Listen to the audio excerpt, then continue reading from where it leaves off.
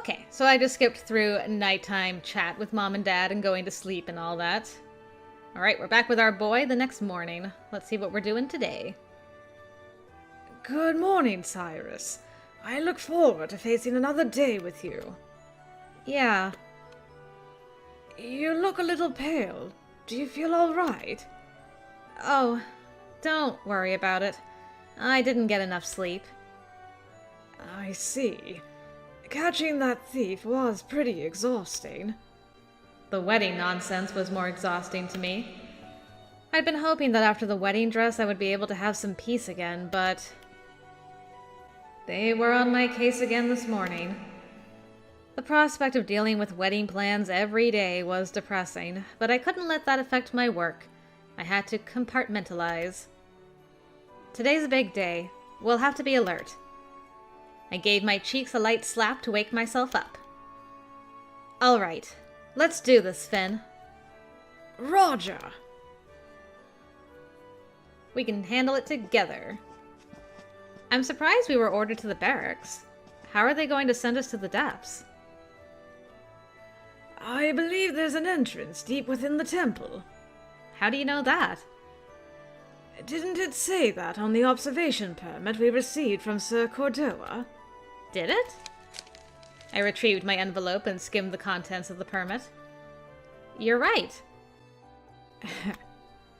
Don't laugh. I'm sorry. It's just so rare to see you skimp on preparations. You must have been very tired.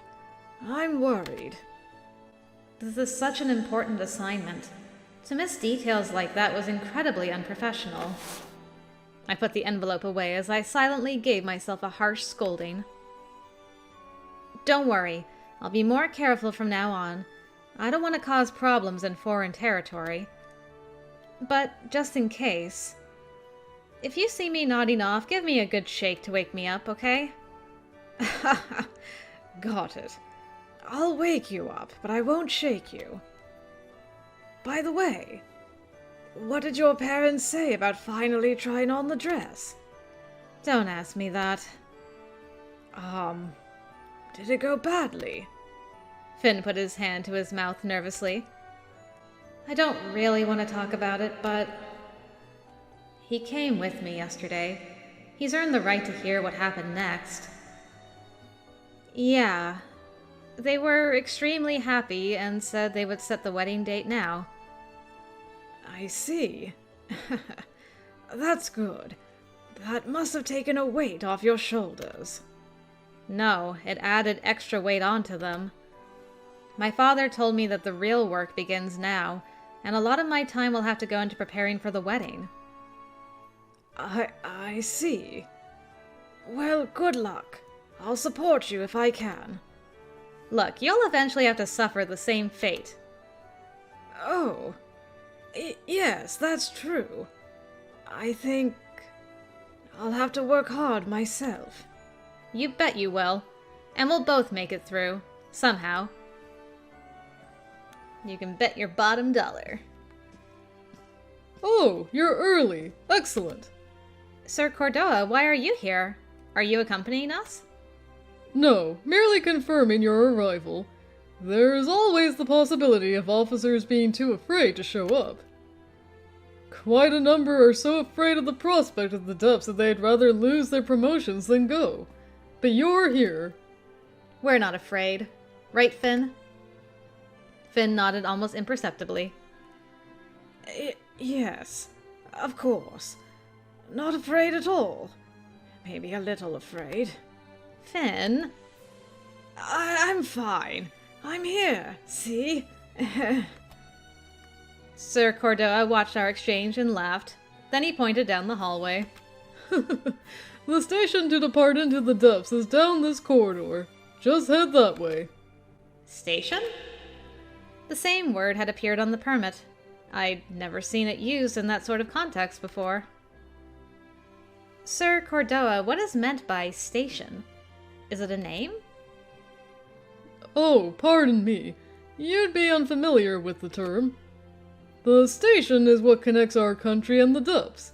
It's a stopping point for vehicles. Vehicles?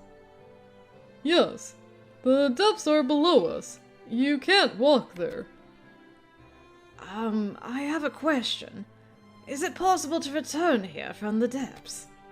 Of course!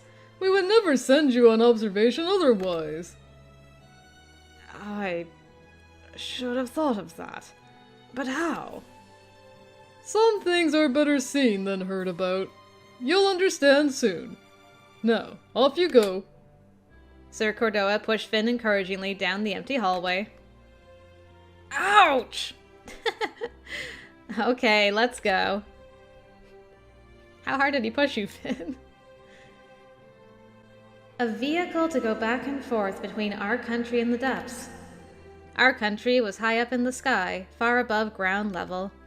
Once upon a time, the world had suffered a flood. Our ancestors had been the only ones to anticipate the disaster. They built our country. The flood rolled back long ago, and in its wake the survivors on the ground lived in a state of anarchy. I can't imagine what's able to send us there and bring us back. I turned the question over and over in my head. He said we'd understand. I'm very curious.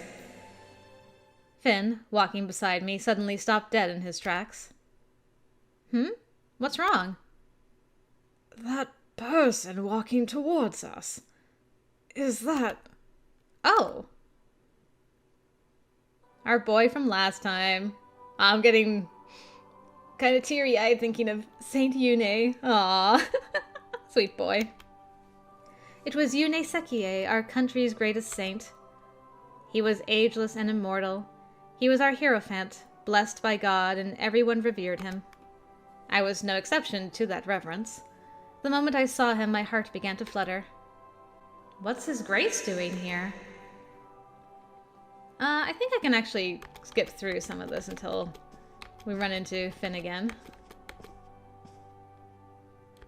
Okay. Bye, Yune. Good seeing ya. That was the first time I've seen him from up close. Yeah, same for me. As my heartbeat slowly went back to normal, I felt a profound happiness. I didn't just see him. I talked to him. Mother won't believe it when I tell her. After talking to His Grace, today is going to be a great day. I headed towards the station with Finn.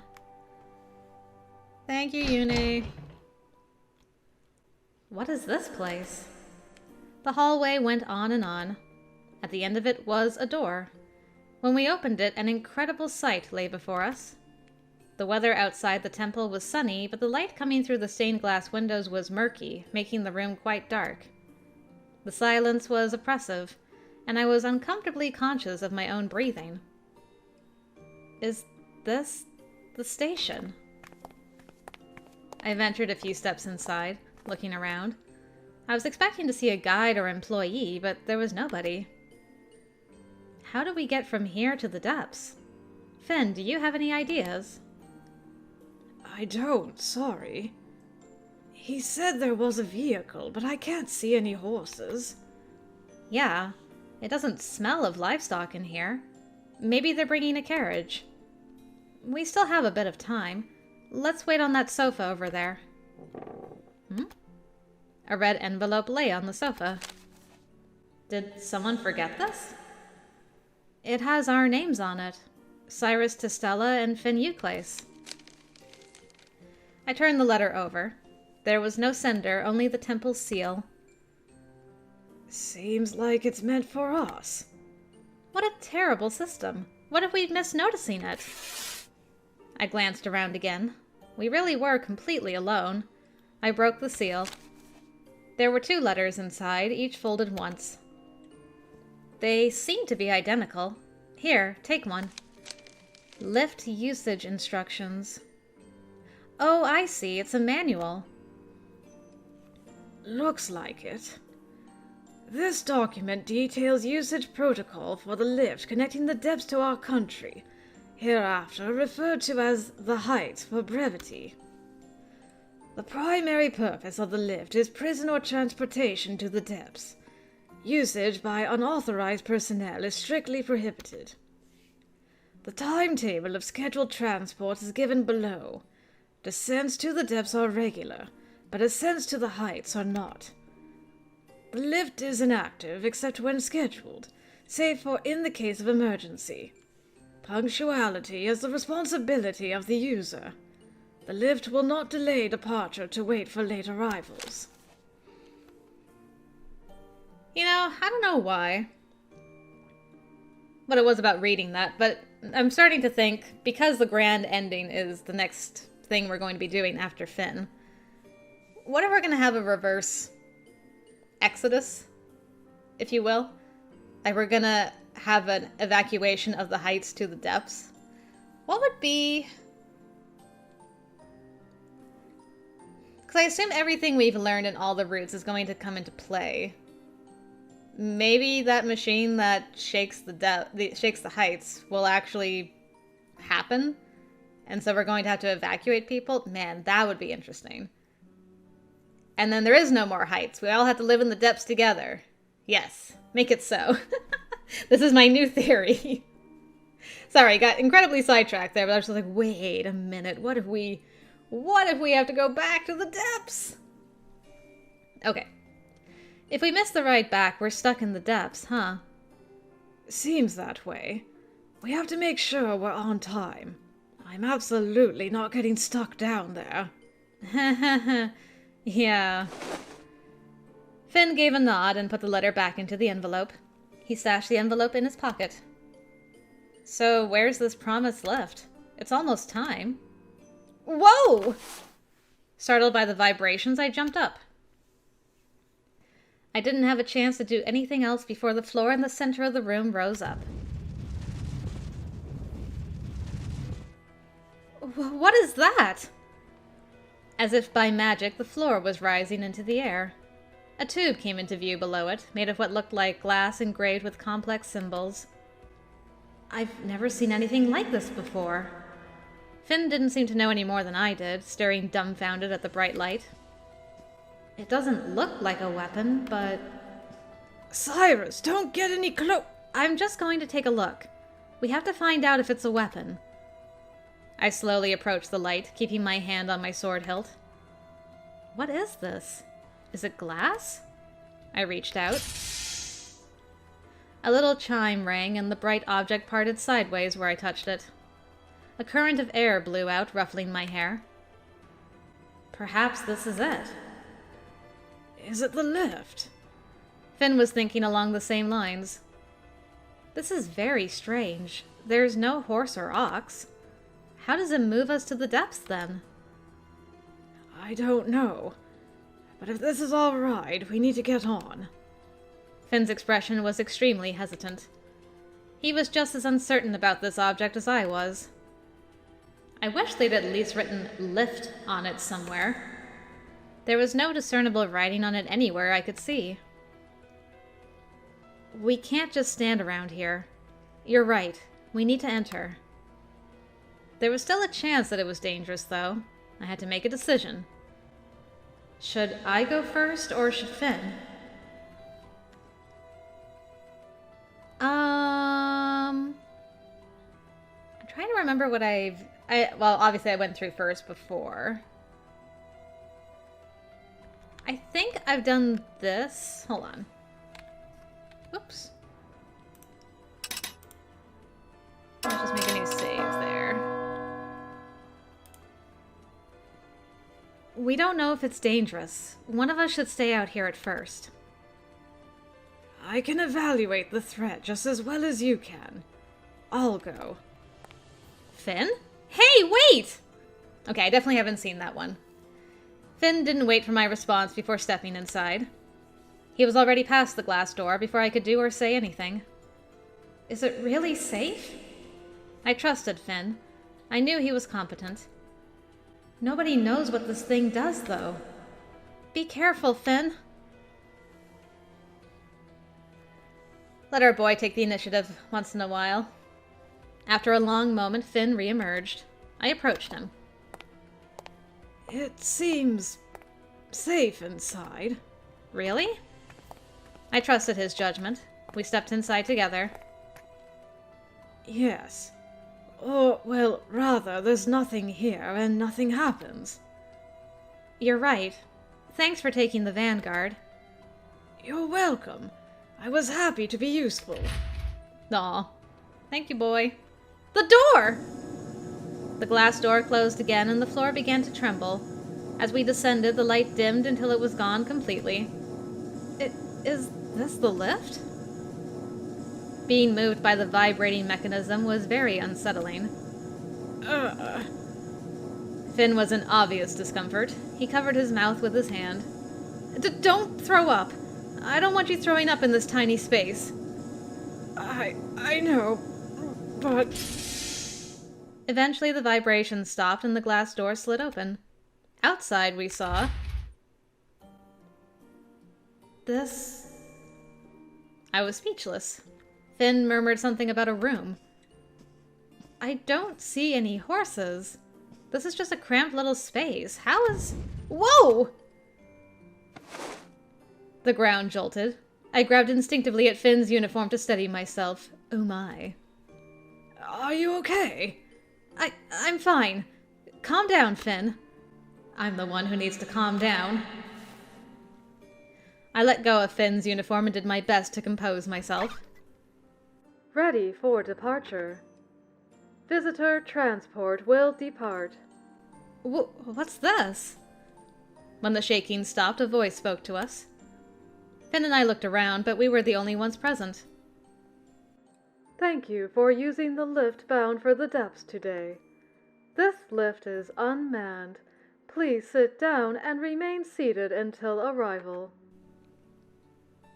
Is it over? The room had no windows. I had no idea what the outside looked like. I had my share of apprehensions, but it was too late to turn back now. I guess we should do as the voice said and sit down. Finn sat down on the seat opposite to me. I wonder where we're being taken. The depths, obviously. Finn gave me a startled look, blushed, and looked away. Yes, of course. Sorry. Everything has been so strange that I forgot. I sympathize. The depths are a wasteland barely fit to be used as a penal colony. I never expected to be sent there without committing a crime. This is an important experience. Let's get as much as we can out of it. Finn nodded in agreement. I couldn't think of anything else to chat about. The rumble of the lift filled the quiet. I wonder if I should be saying something. Sitting in silence with Finn didn't bother me at all, but still. What would be a good topic? Finn cleared his throat, offering a timid attempt at conversation. Cyrus. Why did you decide to become a police officer? That's out of the blue. Sorry. I was just thinking that if you hadn't become a police officer, you wouldn't be going down into the depths. You aced the examinations, but that doesn't mean it's an easy job for a woman to thrive in. What made you choose it? It's a long story. Do you still want to hear it? Yes. I like listening to others. All right. Then I'll tell you. As I'm sure you know, the Tostellas have been politicians for generations. My grandfather was a politician with a very strong sense of justice. He was often criticized, but the people liked him. He used to help those in need wherever he could. I really admired that. But I'm too impatient and impulsive. I wanted to be like my grandfather, but I just wasn't able to picture myself as a politician. Then something happened when I was 13. We get to hear about Inez. I'm going to skip this, though. But I want to make a save, because I may overshoot this. No. Let me just go. Thank you. Okay. Let's skip this a bit. Whoops. As I was saying... yeah, I'll just have to reload. It's very finicky. Using the fast mode, it's so fast. Okay. This should be close. There we go. Okay. Phew. And that was my memories. Until that day, I always saw police officers as people who just walked around the city. It really changed my view of them. I wanted to become an officer just like him. That's all. Did that sate your curiosity? Oh yes, thank you. You're welcome. It's strange. We've been partnered for 2 years, yet I've never told you that story until now. I appreciate you sharing something so precious with me. It's just an old memory. Nothing precious. This, on the other hand, is precious. Is that the... Yes. This is the pendant my mother gave me. The Testella heirloom. I'm always careful to keep from losing it now. You've never told me why you became an officer either. Do you want to... We have reached the depths. Please check that you have all of your belongings with you. Thank you. You heard it. You'll have to tell me another time. Yes, I will. But it's a rather boring story. In that case, I expect epic amounts of drama and lamentation. Finn really gets... Every time we ask him a serious question, like, who's this woman you're engaged to? Should we go see your family? Why did you become a police officer? We get interrupted. Very suspicious. I hope we get to learn all these things. There was a flight of stairs, which I walked down carefully. I didn't want to stumble. A damp smell permeated the air. These are the depths. Rusted machinery and uneven pillars surrounded us. Through the pillars I could see a plain all gray and brown. Beyond the plain were buildings. It's completely different from what I expected. You were thinking it would be more savage? Yes. We send our criminals here. I thought it would be more like a prison. Same here.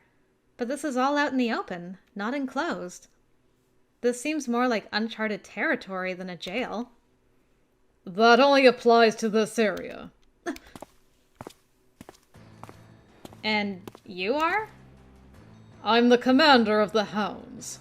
My name is Saxon Brandenburg. Welcome to the prison at the end of the world. Hounds? Yes. I received a notice from the temple that I'm to guide 2 observers. From the temple? I retrieved my letter and read through it again. Hounds? It doesn't mention that. Of course not. It's not the kind of organization that refined Heights society needs to know about. The primary purpose of the Hounds is the supervision and management of the prisoners sent here from the Heights.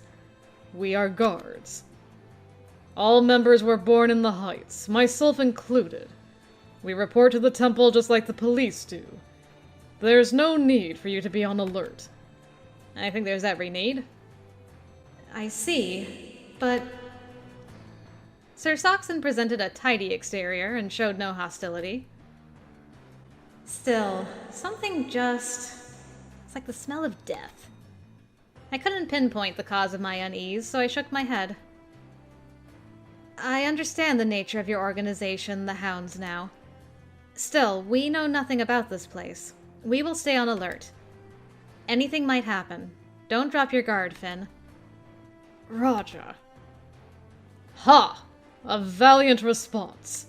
You may be a woman, but you have what it takes to be a police officer. I may be a woman, huh? It's an interesting... Like, all this commentary takes on new meaning now after all the roots we've done. Ah, this is so good. I love doing this. The condescension was nothing new for me, but it still made me square my shoulders and straighten my back. I'm Cyrus DeStella, a rank 1 Temple police officer.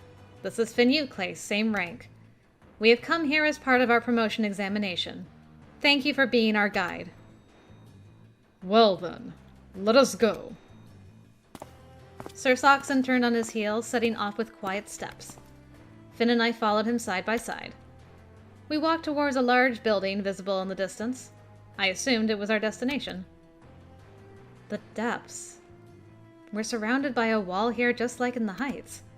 Is that... Is something the matter? Behind us in the wall there, isn't that an exit? I paused, pointing in the direction of the distant wall. It surrounded the city on all sides, except for the place that looked like an opening. That is unrelated to the observation. What is it, then? Entirely unrelated to your assignment. Your Highness will discover many curious things in the depths. Your assignment did not bring you here to show interest in the irrelevant, rank 1 police officer. Most of what he said was reasonable. I don't like being addressed sarcastically like that, but he's right. Apologies, Sir Saxon. I let curiosity get the better of me. Finn was giving me an unreadable look, and I apologized to him as well. This is part of my duties. I have to focus on the mission. I'll have time to look around later, maybe? It took about an hour of walking to reach our destination. It was a large building. It had been built in an oppressive architectural style and was the same shade as the dark clouds behind it. There was a large crest I didn't recognize emblazoned on it, which I assumed belonged to the hounds. I see. This must be where you keep the criminals. Sir Saxon laughed audibly. This is not an internment facility. It's the headquarters of the hounds. Headquarters. Apologies. No offense taken. I'm sure it looks too shabby even for a prison to a temple police officer. Shabby? I didn't... Our situation here is rather different, but the building was made to similar plans as those in the Heights. Despite our debased status, we still harbor some pride. Then again, I'm sure it's worse than a hovel to someone used to actual temple architecture. Before we go inside, I'd like to show you where the criminals live. Please follow me. I get a sense that he doesn't think much of us. It's making me uncomfortable. It's my fault. I insulted him and his comrades. Things are very different here in... Hold on a second, let me try that again. Things are very different here to in the Heights. I need to take more care with how I speak. There we go. Nailed it! This is the housing area for the criminals, the Sanctuary District. Sanctuary District. I considered Sir Saxon's words as I looked around. Everyone who lives here was born in the Heights. Outside the walls that surround this district are various settlements of people native to the depths.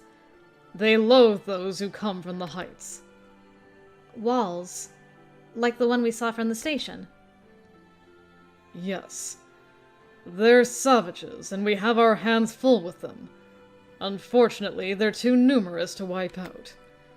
So instead we contain the criminals within an area protected by the hounds. This is their sanctuary. Though criminals, they are Heights-born after all. I see. I'm very surprised to see no cells or prisons. I looked at the buildings around me. It was simply a decrepit village. The people weren't chained or shackled. There wasn't any restriction on their movements. It's like a small town. Isn't it dangerous to allow the criminals to roam? No. They are garbage, too weak to pose a threat. Some resist. But then we dispose of them with the blade. That's all. Sir Saxon put a hand on the hilt of his sword and gave us a wild grin. Dispose? Huh. I ignored the cruel choice of words, looking around at the Sanctuary District again. These buildings must be where they live. It didn't look like a livable area to me at all. The sky was the color of ash, everything was damp, and everything smelled. The people were emaciated and looked at me with heavy eyes. I know that I couldn't live here. There were no prison cells, but the prisoners were monitored and controlled. I'd like to go back soon, but since we're here, I want to show you the next town as well. All right. Whoa! Merlot! Something crashed into me. I turned and saw a boy sitting on the ground. He'd fallen on his rump. Are you all right, boy? Yes. I'm sorry. I wasn't looking. I told him it was dangerous to be unaware of his surroundings and held out my hand. Be careful that it doesn't happen again. Yes, thank you. The boy took my hand and stood up. Then he bowed and thanked me again. I didn't expect a child here. The filthy spawn of criminals. Sir Saxon drew his sword and sliced the flesh of the boy's arm. Oh! Sir Saxon? Punishment for injuring someone from the heights. Injuring? He just bumped into her. I wasn't wounded. There is no injury. Please sheathe your blade. You're bleeding. Are you okay? I took out my uniform's first aid kit and treated the boy's cut. What are you doing? It's our job to punish criminals. This didn't call for your sword. Besides, he's just a boy. Age is no excuse. All are punished with equal severity. The hounds rule this area. Do not defy our authority, Rank 1 police officer. Come here, you shitty brat. I'll cut your legs off to make sure you don't run like that again. No! Sir Saxon was their warden. If their law called for this punishment, then he was in the right. I still can't let this pass. Cyrus? Wow. Why are you drawing your sword on me? It's my job to protect the weak. I can't overlook this conduct. I told you that the hounds rule this area. You don't seem to understand your position. I understand it perfectly well. I serve the people of the Heights. I have no authority here. I'm following my own code of justice. It demands I protect the weak. If you stand in the way of that code, I will use my sword against you. Huh. And to think I was groveling at your feet. You're a fool to defy me, woman. I will warn you one last time, Rank 1 police officer. Sheathe your sword. Follow my orders. The hounds enforce a strict regime. I won't go easy on someone who draws a blade on me. Are you ready to lick my boots, your highness? I should ask you the same question. I won't be the one to lose. I gestured for the boy to leave, but didn't look away from Sir Saxon. You, go home. But... Just go. Oh, okay. Thank you! This is a duel. Stand back. Don't interfere, no matter what. And don't distract him. Don't do anything that he could use as an excuse. All right. Good luck. Thanks, Boo.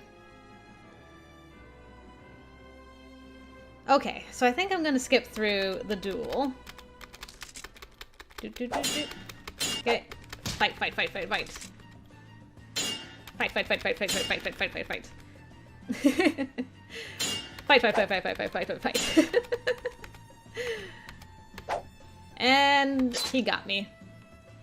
Ah! The pain was incomparable to the kick I had taken earlier. Warm blood ran over my skin. I went down on one knee, startled by the pain. Cyrus! Stand back, puppet. This is none of your business. Woman, if you apologize for defying me, I will show you mercy. However... He kicked my sword aside. You will have to lick my boot first. I underestimated you. It's true. Perhaps I'm not skilled enough to beat you either way. But I won't apologize. It would be against my code. You damn... Sir Saxon raised his sword. What was that sound? Thank you, Alt. I flinched. I'd never heard a noise like that before. A gunshot. Who fired a gun? Nobody answered. None of the residents dared to speak to him when he was in this state. That's enough, Socks. Inez, did you just fire a gun? The man Sir Saxon had called Inez shook his head. No, but I came here due to the gunshot. I don't recall an order from the Heights that we're to duel the observers. Are we? That's none of your business. She drew her sword on me first. It is my business. We all serve the temple, and if the criminals see us fighting, it undermines our authority. Sir Saxon reluctantly sheathed his sword, grumbling under his breath. You too. Sheathe your sword. What should I do? Sir Saxon had put away his weapon, but still glared at me with murderous intent. I decided to trust the man who had convinced Sir Saxon to back off. A wise decision. Very well.